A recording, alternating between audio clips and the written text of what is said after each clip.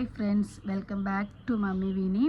நான் ஆல்ரெடி இந்த double marker test பற்றி பேசியிருந்தேன். எனக்கு நெகட்டிவ் பாசிட்டிவ் வந்திருக்கு. அதாவது டவுன் சிண்ட்ரோம் எனக்கு பாசிட்டிவ் வந்திருக்கு. எனக்கு ரொம்ப அது பயமாக இருந்துச்சு. என்டி ஸ்கேன் எடுத்திருந்தோம். என்டி ஸ்கேனில் பேபி நார்மலாக இருக்குன்னு சொல்லிட்டாங்க. ஸோ அடுத்தது டபுள் மார்க்கர் டெஸ்ட்டில் எனக்கு டவுன் சிண்ட்ரோம் மட்டும் பாசிட்டிவ்.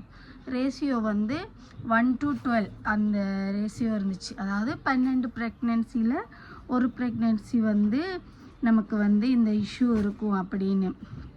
அப்போது என் டாக்டர் எனக்கு என்ன சொன்னாங்கன்னா, நீங்கள் அடுத்தது என்ஐபிடின்னு ஒரு டெஸ்ட் இருக்குது, அந்த டெஸ்ட் எடுத்துக்கோங்க. அந்த டெஸ்ட் நீங்கள் எடுத்தீங்கன்னா உங்களுக்கு அக்குரேட்டாக தெரிஞ்சிடும் பிரச்சனை இருக்கா இல்லையா அப்படின்னு. ஆனால் இப்போ டபுள் மார்க் டெஸ்ட்டுக்கே நம்ம 2000 கிட்ட பே பண்ணுவோம்.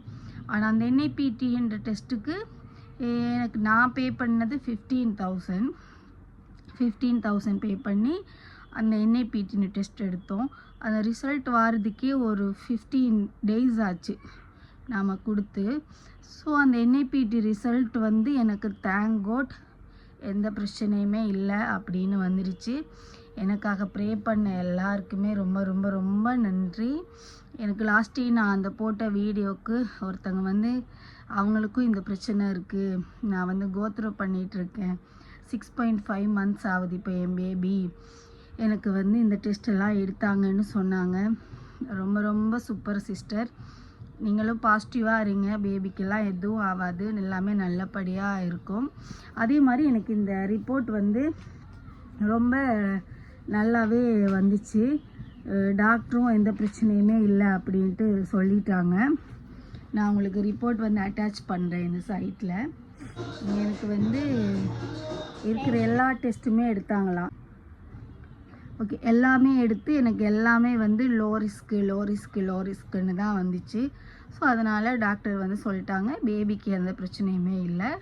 இந்த ரிப்போர்ட் ஏதோ ஸ்க்ரீனிங் மட்டும் அதில் தப்பாக இருக்குது, மற்றபடி இந்த என்ஐபிடி டெஸ்ட்டில் பேபி ரொம்ப நார்மலாக இருக்குன்னு.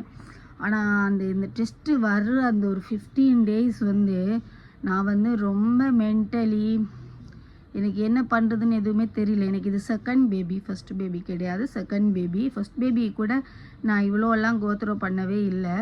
செகண்ட் பேபின்னதும் எனக்கு ஒரு மாதிரி பயம் ஆயிடுச்சு. நம்ம டிஎன்சி பண்ணணுமா, நம்ம உடம்பு எப்படி, பேபி போயிடும், இதெல்லாமே நான் யோசித்து நான் என்ன பண்ணேன், டெய்லி காலையில் பிரம்ம முகூர்த்த பூஜை பண்ணேன். இன்றைக்கி 6வது நாள் பூஜை பண்ணேன். டெய்லியும் நான் பூஜை பண்ணி பாசிட்டிவாக இருந்தேன். நான் ஸ்ட்ராங்காக இருந்தேன், பாசிட்டிவாக இருந்தேன். நீங்களும் உங்களுக்கு யாருக்காவது இப்படி ஒரு பிரச்சனை சொல்கிறாங்க அப்படின்னா உடனே மனசை விட்டுறாதீங்க. நீங்களும் ஸ்ட்ராங்காக இருக்கணும். ஸ்ட்ராங்காக இருந்தால் மட்டும்தான் நம்ம குழந்த அம்மாவே ஸ்ட்ராங்காக இருக்கிறாங்க, அப்போ நான் எப்படி ஸ்ட்ராங்காக இருக்கணும் அப்படின்ட்டு ஸ்ட்ராங்காக வருவாங்க. அதனால் நீங்கள் யாருமே பதட்டப்பட்டு எதுவுமே இதுவாகாதீங்க. அது முடிச்சுட்டு நான் எனக்கு இன்றைக்கி 4th month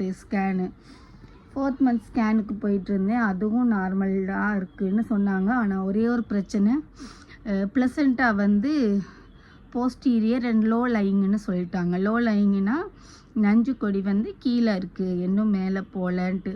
அதுக்கு டாக்டர் என்ன சொன்னாங்கன்னா, கர்ப்பப்பை பெருசாக